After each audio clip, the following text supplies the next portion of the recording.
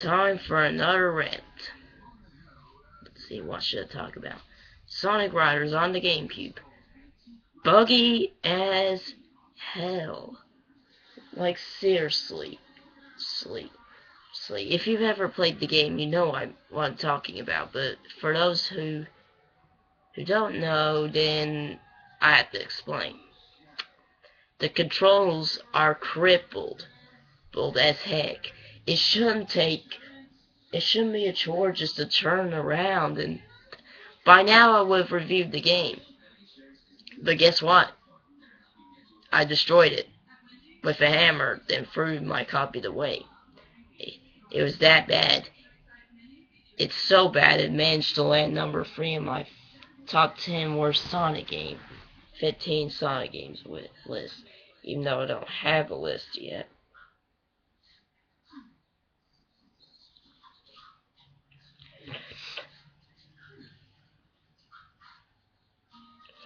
Let's see, what other games should I talk about?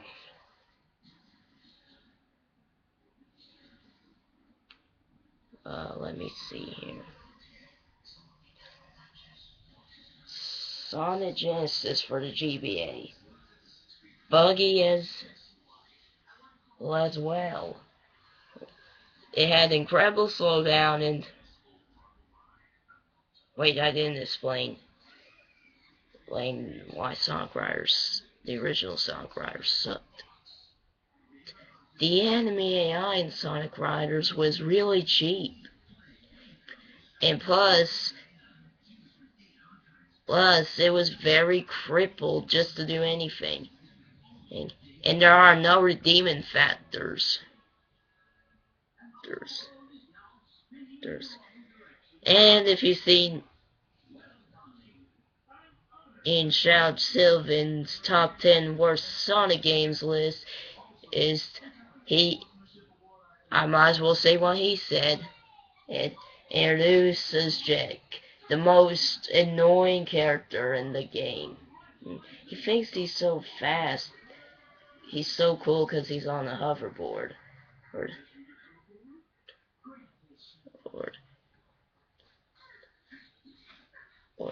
And why does he sound like a parrot? Sega gave me a crappy voice actor and story. Oh, that was a quote from someone. Let's see, what other games do I want to talk about?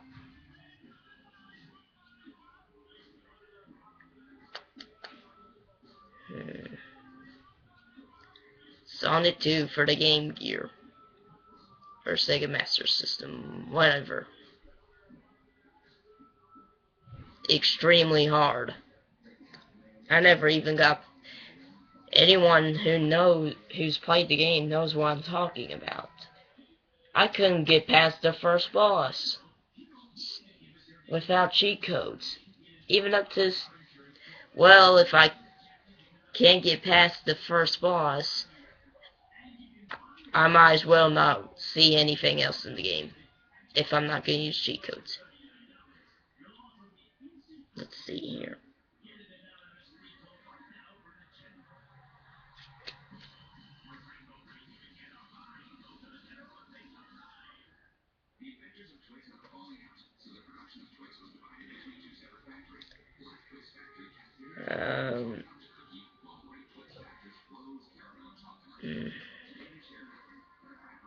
Let's see. What I wanted to talk about again.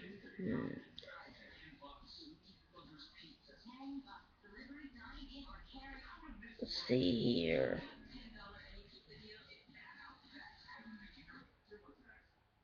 Here.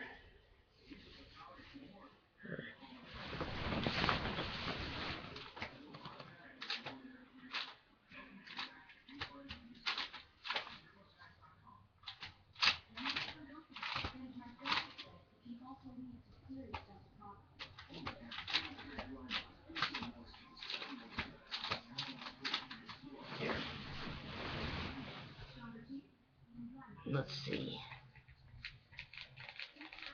Falsifiers Champions. Let's see here.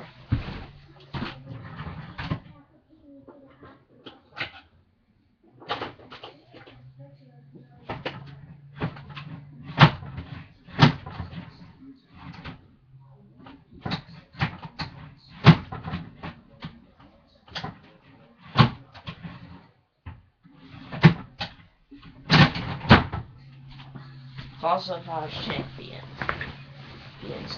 A lame disappointment. Wait a minute. It doesn't even qualify as a sequel in my books. And unless you want to count the downloadable content in the older fossils in the game, there's nothing from the sequels. There's nothing from the prequel in Falsified Champions. And I'm not counting the after game, because that's when cameos can appear at the best. I mean, this game was such a disappointment. And I pretty much had the same story that everyone has. We saw the trailer, we were excited, we wanted to buy the game. I didn't buy the game, my friend gave it to me. And it was such a disappointment. I mean, the game was extremely easy. Extremely easy. See, to the point where you can do it blindfolded.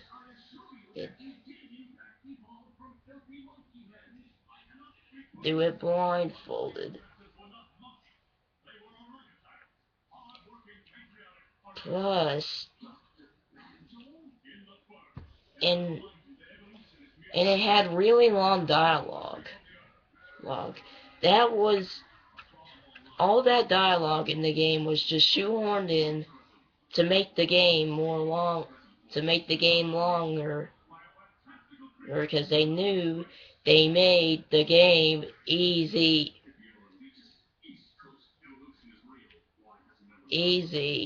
They knew they made this game way too easy. So at the last second, someone in development thought, hey, let's just make really long dialogue so the game would take longer to beat. That's all.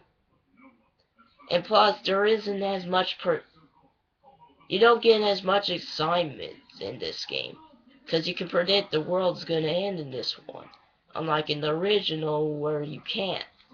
It was up to you to predict it. This game is a piece of crap.